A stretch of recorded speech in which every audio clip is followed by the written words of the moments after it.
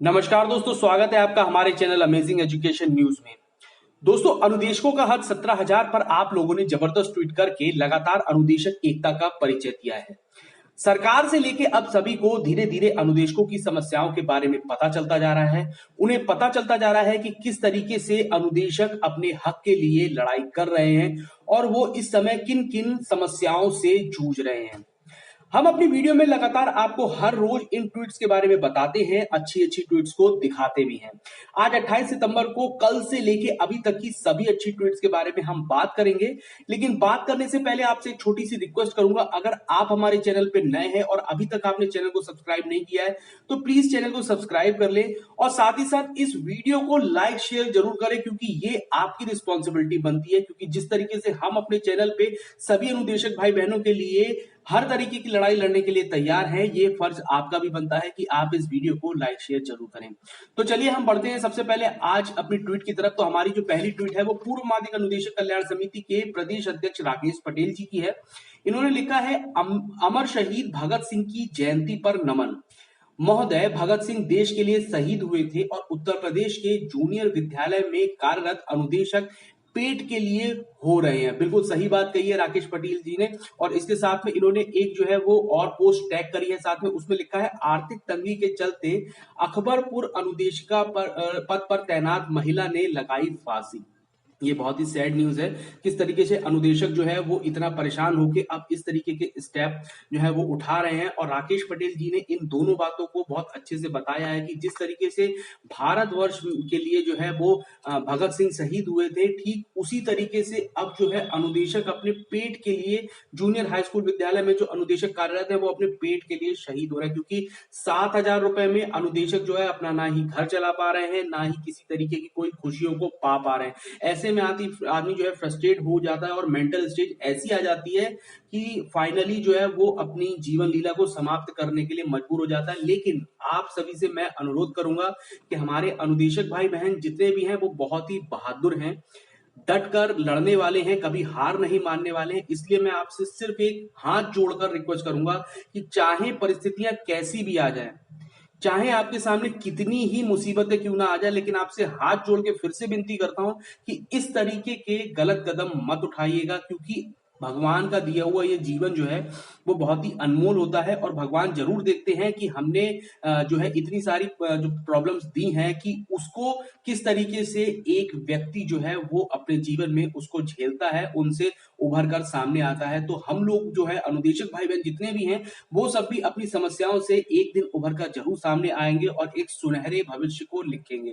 चलिए हम अब अपनी अगली ट्वीट की तरफ बढ़ते हैं। हमारी अगली ट्वीट जो है वो है आशुतोष त्रिपाठी जी की। इन्होंने लिखा है, इस कदर वाकिफ है मेरी कलम मेरे जज्बातों से कि इश्क भी लिखना चाहूं तो इनकलाब लिखता है। ये लाइन जो है शहीद आजम भगत सिंह की हैं और उन्होंने लिखा है, शहीद आजम भगत सिंह की जन्म जयंती पर उनको कोटि कोटि नमन करते हुए माननीय योगी जी जो है आपसे अनुरोध करता हूं कि आप अनुदेशकों का मानदेय 17,000 जारी करें।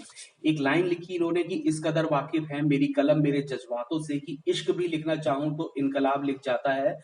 और ये लाइन जो थी वो भगत सिंह की थी और बहुत अच्छी लाइन लिखी है। इसी तरह जो है अब अनुदेशक भी जो है ट्विटर पर लगातार इस इनकलाब को लगातार चला रहे हैं कि 17,000 मानदेय जो है वो हमारा हक है और हम उसे निश्चित तौर पर पाके रहेंगे। क्योंकि सच बात है, इतने कम मानदेय में नौकरी नहीं करनी है और बिल्कुल नहीं करनी है। क्योंकि जो समस्याएं हैं वो अनुदेशकों को के सामने है, किसी और के सामने ना ही, किसी अधिकारी के सामने ना ही, किसी मंत्री के सामने ना ही, किसी नेता के सामने।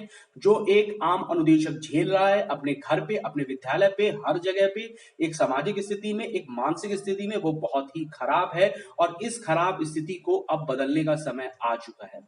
चलिए हम बढ़ते हैं अपनी अगली ट्वीट की तरफ। अगली ट्वीट जो है वो अवनीश गौड़ की है। उन्होंने लिखा है, पिता तुल्य अमिताभ सर आपको वंचितों और मजलूमों की आवाज हैं। अनुदेशक शिक्षक प्रताड़ित, अवसादित और कुंठित हैं। उनकी पीड़ा पर अपने आवाज का स्नेह लेप देकर उनका उद्धार करें। बहुत अच्छी बात कही है। देखिए, अमिताभ सर को हम सभी जानते हैं और वो सभी के लिए आवाज भी उठाते हैं। ठीक उसी तरीके से जो है अब अवनीश गौड़ है और दूसरे जितने भी अनुदेशक हैं वो सर उम्मीद लगा रहे हैं कि आप जो है जल्द से जल्द अनुदेशकों का मुद्दा भी उठाएंगे और अनुदेशकों भाई बहन जितने भी हैं उन्हें भी जो है वो आपके द्वारा मुद्दा उठा के जो है कुछ ना कुछ उनका आप उद्धार जरूर करवाएंगे, क्योंकि जब आप कोई मुद्दा उठाते हैं तो उस पे जोर शोर से बात होती है, उस पे जोर शोर से कोई ना कोई निर्णय अवश्य निकलता है। चलिए हम अपनी अगली ट्वीट की तरफ बढ़ते हैं। हमारी अगली ट्वीट जो है वो सचिन दीक्षित की है। माननीय प्रदेश अध्यक्ष भाजपा आदरणीय स्वतंत्र देव जी, आपसे करवृद्ध विदित मन से प्रार्थना करता हूं कि उत्तर प्रदेश के नौजवान अनुदेशकों की पुकार सुन लो। हम अनुदेशक 8 वर्षों से बेसिक शिक्षा की नींव को मजबूत किए हुए हैं, परंतु मानदेय 17,000 नहीं दिया जा रहा है। बिल्कुल सही बात की है कि 2013 से लेके 2020 तक इतना टाइम हो चुका है अनुदेशकों को, और अनुदेशकों ने एक स्तंभ की तरह जो है वो बेसिक शिक्षा को सहारा दिया है, और बेसिक शिक्षा को जो है बहुत अच्छा किया है, क्योंकि जिस काम के लिए उन्हें लगाया गया था वो काम उन्होंने बखूबी करके दिखाया है कि किस तरीके से जो है शिक्षा को ऊपर उठाया जा सकता है, किस तरीके से गुणवत्ता को बढ़ाया जा सकता है। लेकिन बावजूद उसके अभी तक अनुदेशक मात्र 7,000 रुपए से शुरुआत किए थे और अभी तक 7,000 रुपए पे ही काम कर रहे हैं। 17,000 मानदेय को लेकर कोई भी डिस्कशन नहीं हो रहा है, कोई भी उत्तर प्रदेश सरकार के द्वारा फैसला नहीं लिया जा रहा है। तो इस पर जो है अब बस बहुत हो चुका। अनुदेशकों को 17,000 चाहिए, मतलब 17,000 चाहिए। हम अपनी अगली ट्वीट को देखते हैं जो आशुतोष कुमार की है, और उन्होंने लिखा है, माननीय मुख्यमंत्री महोदय जी, अनुदेशकों की समस्याओं पर भी ध्यान दीजिए। महोदय, कोर्ट के आदेश का पालन करवाने की कृपा करें। महोदय, 17,000 मानदेय का आदेश जारी करवाने की कृपा करें। महोदय, 7,000 में घर परिवार चलाना बहुत ही मुश्किल हो गया है।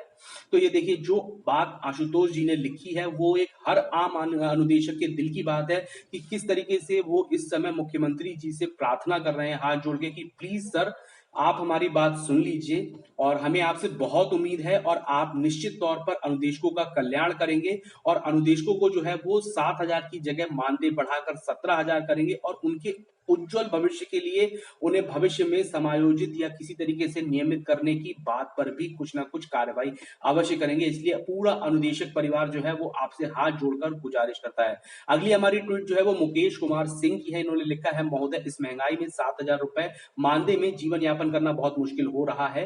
विद्यालय में पूरी निष्ठा और लगन से अपने कार्य का निर्वहन करने वाले अनुदेशकों पर ध्यान दीजिए। अनुदेशकों का 17,000 मानदेय आदेश जारी करने की कृपा करें। तो मुकेश कुमार जी ने भी बिल्कुल सही बात और बिल्कुल वही बात लिखी है कि किसी भी विद्यालय में जो है वो अनुदेशक पूरी निष्ठा और लगन से अपना कार्य कर रहे हैं, लेकिन उसके बावजूद भी उन्हें मात्र 7,000 रुपए मिल रहा है। तो प्लीज अब जो है अनुदेशकों की बात सुनिए। हमारी अगली ट्वीट जो है वो दीक्षित प्रिया जी की है। इन्होंने लिखा है, बेसिक विभाग में कार्यरत अनुदेशकों की समस्या समाधान किया जाए।